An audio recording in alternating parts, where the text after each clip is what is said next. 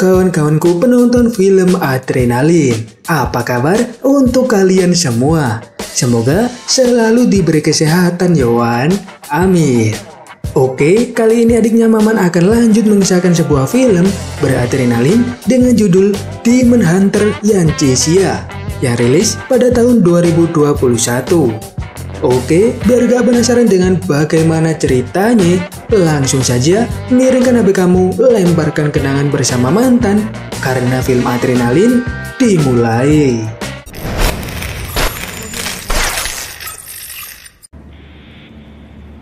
Pada awal film, kita diperlihatkan dengan sebuah desa yang warganya telah dibantai habis.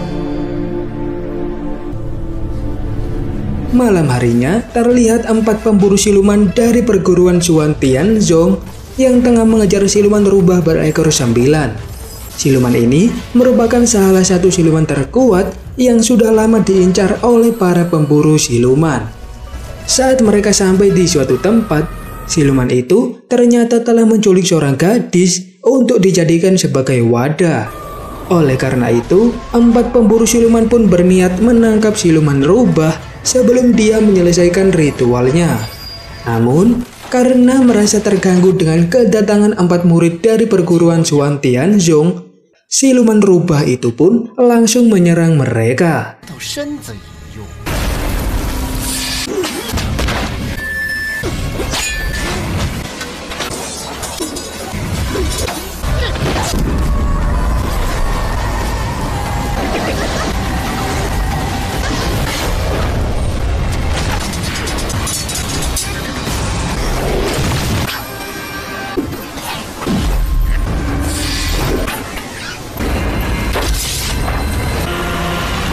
Karena merasa terpojok, siluman rubah pun melepaskan kekuatan sihirnya.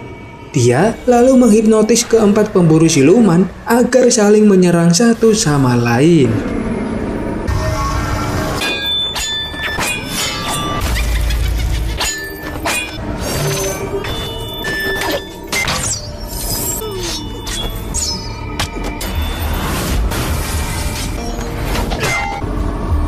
Dari pertikaian itu, salah satu pemburu pun tewas di tangan siluman rubah. Pemburu siluman lain yang bernama Yanjishia juga akan menghabisi temannya sendiri yang bernama Jiang Shui. Namun, setelah melihat gelang milik Jiang Shui, Yanjishia pun langsung sadar dan mengurungkan niatnya. Dia lalu balik menyerang siluman rubah dan berhasil menghabisinya.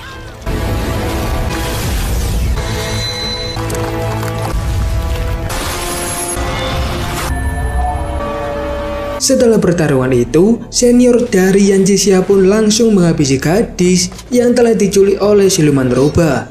Karena dia telah terkena virus dan perlahan akan menjadi siluman.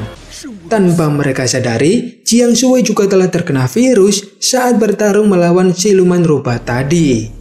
Hal itu menandakan kalau cepat atau lambat, Jiang Shui akan berubah menjadi siluman rubah. Oleh sebab itu, Yanjishia pun harus membunuh rekannya tersebut sebelum semuanya terlambat. Namun, karena Jiang Shui ini adalah kekasihnya, Yanjishia pun lebih memilih untuk membantu Jiang Shui kabur dan pergi jauh dari perguruan.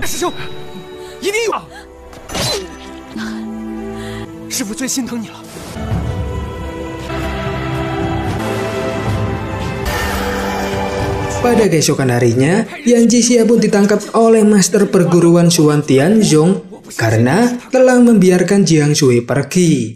Yanjishia lalu meminta tolong kepada sang master untuk menyelamatkan salah satu muridnya itu. Namun, sang master yang merasa hal itu sangat mustahil lalu memberikan hukuman kepada Yanjishia, di mana sang master lalu melakukan ritual untuk menghapus ingatan Yanjishia agar dia bisa melupakan Jiang Shui dan memberikannya penglihatan mata batin agar Yanjishia bisa melihat aura siluman secara langsung.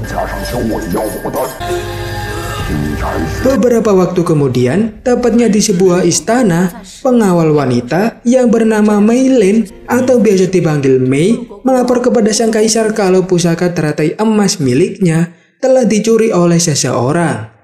Sang kaisar lalu marah dan memerintahkan Mei agar segera menemukan pusaka teratai emas itu kembali sebelum disalahgunakan oleh orang lain.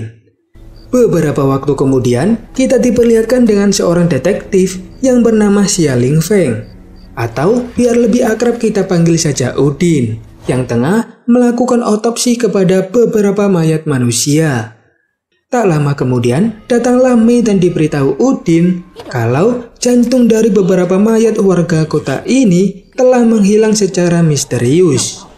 Sementara itu, di waktu yang sama, Yan Cixia sedang memasuki pasar untuk memburu siluman berbahaya di daerah tersebut. Sampai akhirnya, dia berhasil menemukan siluman ular yang tengah menyamar menjadi wanita penghibur di sebuah bar. Yan Cixia juga tahu jika siluman ular itu merupakan pelaku yang mencuri pusaka teratai emas milik sang kaisar. Setelah memastikan dengan mata batinnya, Yan Cixia pun langsung menyerang siluman tersebut. Hal itu sontak membuat si wanita berubah menjadi siluman ular raksasa dan menyerang Yan Cixia hingga membuatnya kewalahan.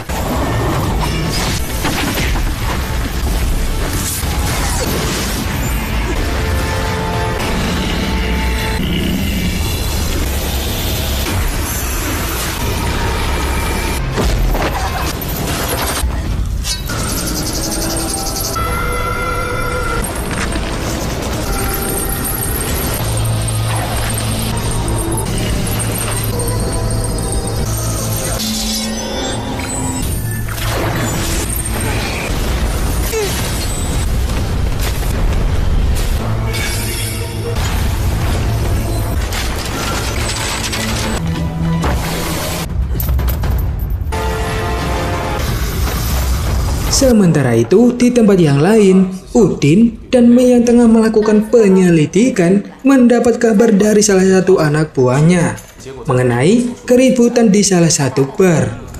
Mendengar hal itu, keduanya pun langsung pergi ke bar tersebut untuk mencari tahu apa yang sebenarnya terjadi.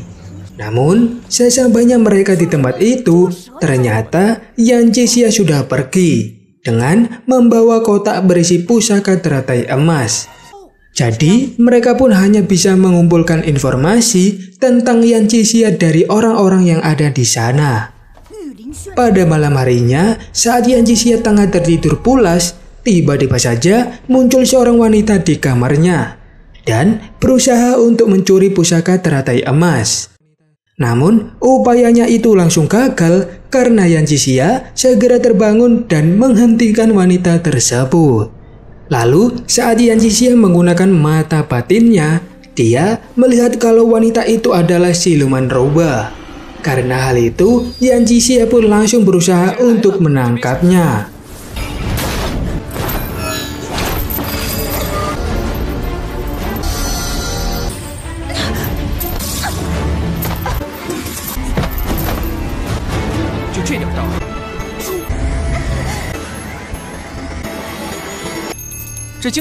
Pada keesokan harinya, saat Yan Cixia baru bangun tidur, dia dikejutkan dengan seorang gadis cantik yang tiba-tiba muncul di samping tempat tidurnya. Wanita itu diketahui bernama Shen Shirao. Yan Cixia juga dibuat heran karena Shen ini memiliki dua aura sekaligus. Di tempat lain, Kaisar memerintahkan Mei untuk mencari putrinya yang tiba-tiba menghilang entah kemana. Dan ternyata putri dari sang kaisar itu adalah Shen Shirao, gadis cantik yang saat ini ada di kamar Yan Cixia. Sementara itu di penginapan, Yan Cixia tengah menjelaskan kepada pemilik tempat itu bahwa gadis yang bersamanya ini merupakan seekor siluman rubah. Namun, Shen terus membantah dan mengatakan kalau dia ini adalah manusia pulen, sekaligus putri dari sang kaisar. Karena hal itu, Yan Cixia pun berusaha membuktikan dengan kekuatannya jika wanita ini adalah seekor siluman. Namun anehnya, aura siluman di dalam tubuh Shen tak lagi terdeteksi dan hanya melihat Shen seperti gadis biasa.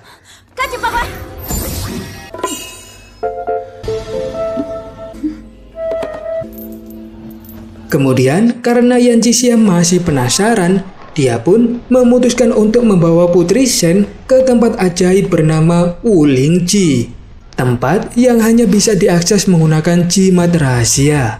Tempat ini merupakan pasar ajaib yang menjual berbagai perlengkapan dan senjata magis untuk memburu para siluman.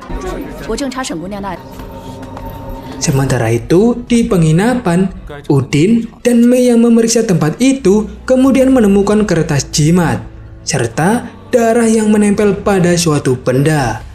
Hal itu sontak membuat Udin menyadari bahwa Putri Shen telah dibawa ke dunia magis bersama Yan Jixia. Di waktu yang sama, Yan Jixia tengah melakukan ritual khusus kepada Putri Shen untuk mengeluarkan roh siluman dari tubuhnya.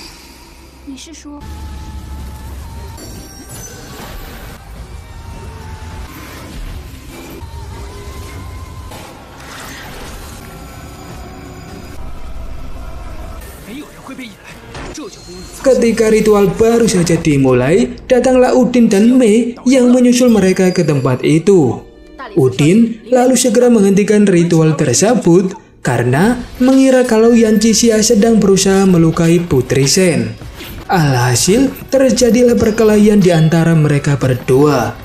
Namun, pertarungan mereka berhenti saat roh siluman rubah yang ada di dalam tubuh Putri Shen menunjukkan kehadirannya.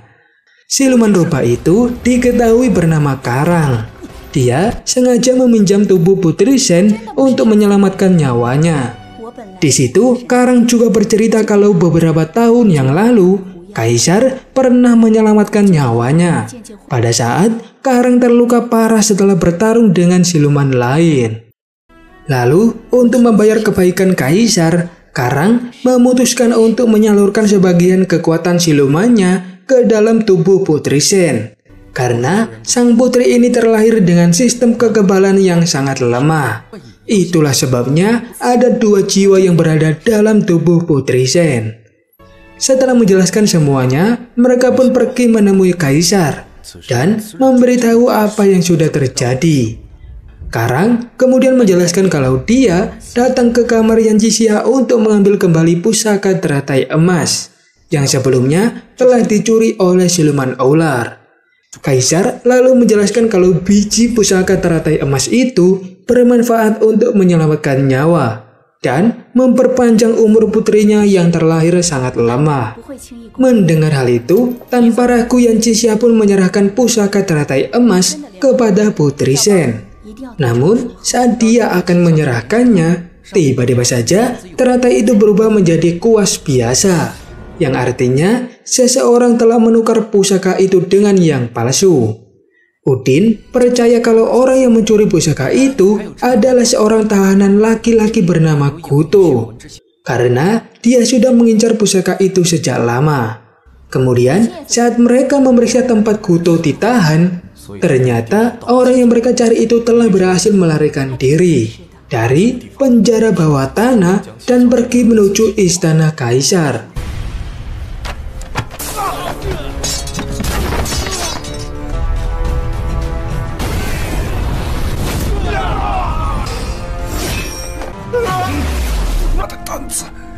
Beruntungnya, Yan Jixia dan Udin berhasil datang tepat waktu sebelum Guto menyerang Kaisar.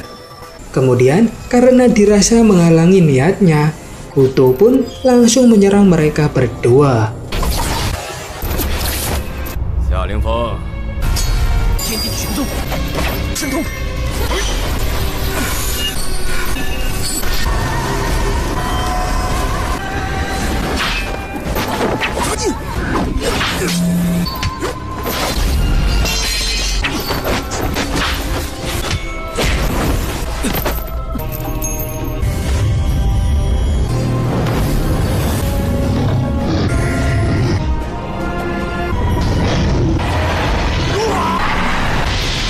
Dari pertarungan itu, Guto berhasil mengalahkan mereka dengan sangat mudah. Karena ternyata Guto ini merupakan reinkarnasi dari Raja Siluman Gamaguchi yang terkenal memiliki kekuatan sangat besar. Guto lalu meminta pusaka teratai emas kepada Yan Jixia. Dari sini dapat diketahui jika Goto pasti bukan pencuri pusaka tersebut. Jadi Yan Zixia pun lalu berterus terang kalau pusaka teratai yang dibawanya itu adalah palsu. Sebelum Goto meninggalkan istana kaisar, dia memberitahu Yan Zixia kalau darah hitam mengalir keluar dari hidungnya. Hal itu menandakan kalau Yan Zixia telah terkena racun dari siluman ular. Setelah itu, Goto pun pergi ke pasar dan mencari warung mie ayam. Saat sampai di salah satu warung, Goto melihat ada seorang wanita yang membawa pusaka teratai emas. Dan tanpa banyak omong, Goto pun langsung berusaha merebut pusaka itu.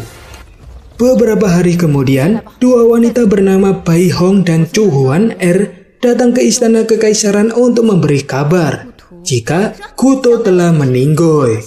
Huan lalu bercerita jika dia dan Bai Hong telah menemukan pusaka teratai emas yang asli.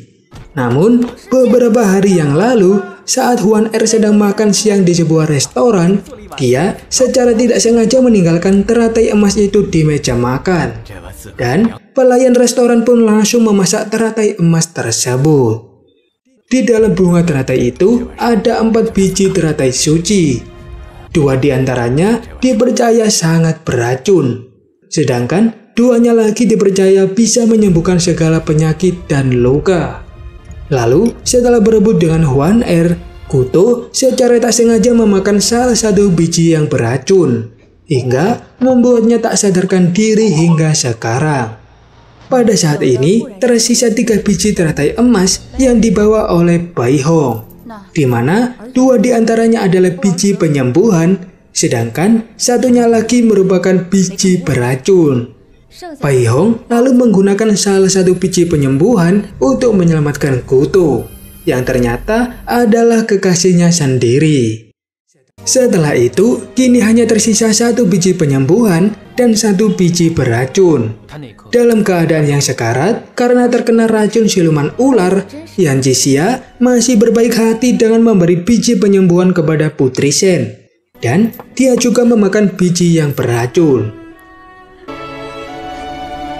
Saat malam tiba, Udin dan Mei akhirnya menyadari kalau kaisar yang asli telah meninggoy.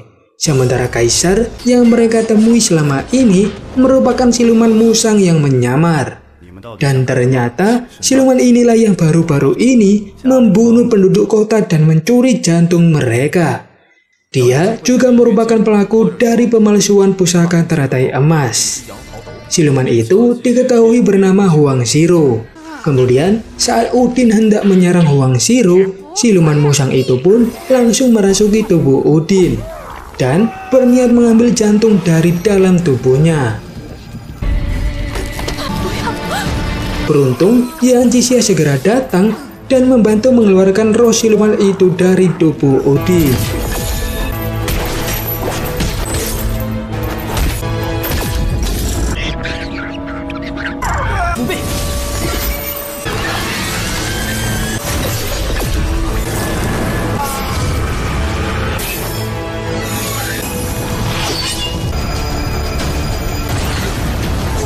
Setelah berhasil menghabisi siluman musang, Udin pun harus meninggoy karena terkena efek dari racun siluman ular. Beberapa hari setelah Yan Zixia dimakamkan, Putri Shen kemudian mengeluarkan roh siluman rubah dari dalam tubuhnya. Namun ternyata yang muncul dari dalam tubuh Putri Shen adalah Jing Shui, yang tak lain adalah kekasih Yan Zixia. Kemudian, karena menyadari kebangkitan salah satu siluman terkuat, Udin dan Mei pun segera mendatangi siluman rubah Jiang Shui. Mereka mengira bahwa Jiang Shui telah memanfaatkan Putri Shen untuk menemukan pusaka teratai emas. Dan karena merasa bahaya jika membiarkan siluman rubah berkeliaran, mereka berdua pun langsung menyerang Jiang Shui.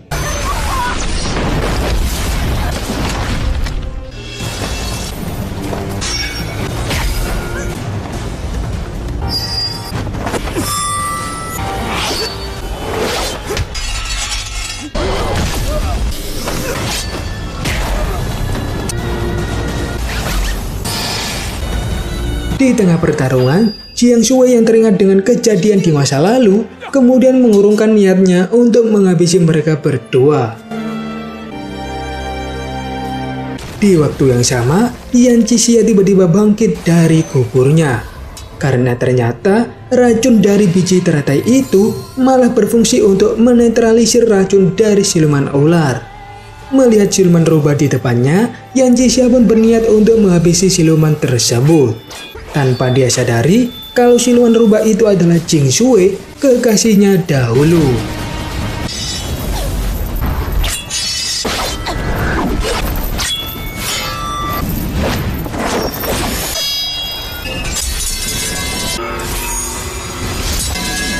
Jing Shui yang tak tahu apa-apa tentang ingatan Yan Qixia yang hilang merasa sakit hati karena melihat pacarnya sendiri berniat untuk menghabisinya.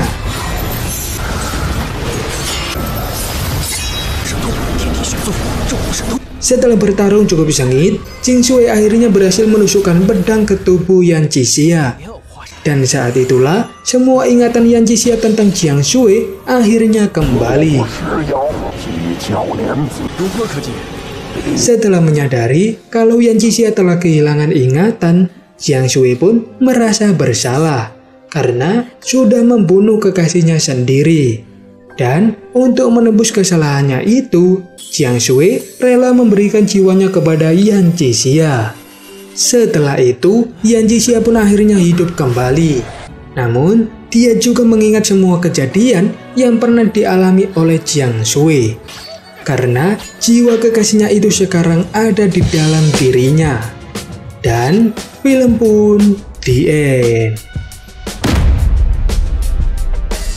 Pelajaran yang bisa kita ambil dari cerita ini adalah jangan mudah untuk percaya kepada orang lain. Karena siapa tahu orang itu sebenarnya adalah seekor siluman. Akhir kata, minum jamu sambil makan buah pepaya. Adiknya Maman mau ketemu dan sampai jumpa.